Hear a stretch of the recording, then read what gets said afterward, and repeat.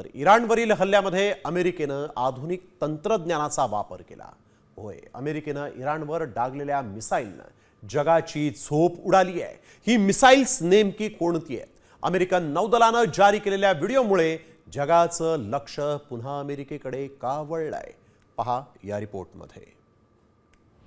Operation epic फ्युरीमध्ये नवी युक्ती।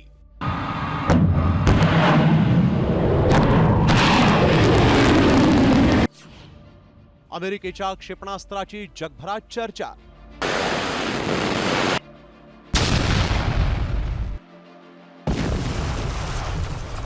इराणवर black Tomahawk क्षेपणास्त्रानं हल्ला।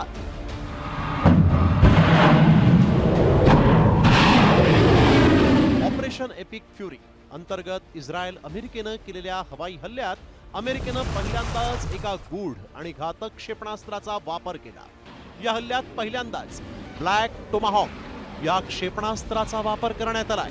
इराणचे सर्वोच्च नेते खामेनींच्या घरावर डागण्यात आलेली 30 क्षेपणास्त्र हीच आहेत का, यावर आता चर्चा सुरू झाली आहे।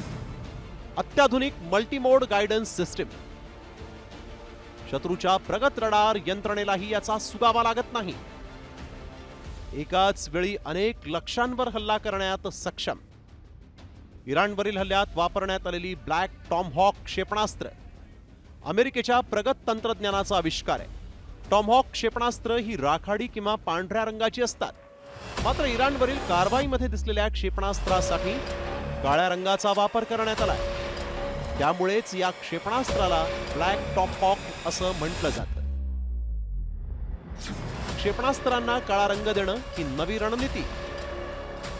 काळ्या रंगामुळे क्षेपणास्त्र ओळखणं अशक्य।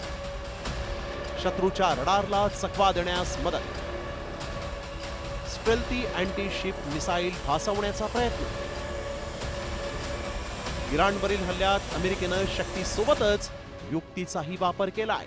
त्यामुळेच अमेरिकेला ब्लॅक टॉमहॉक क्षेपणास्त्राच्या मदतीनं इराणच्या सर्वात सुरक्षित मानल्या जाणाऱ्या लष्करी तळांना अचूकपणे उद्ध्वस्त करणं सोपं झाल्याचं म्हटलं जात आहे। ब्युरो रिपोर्ट, साम टीव्ही मराठी।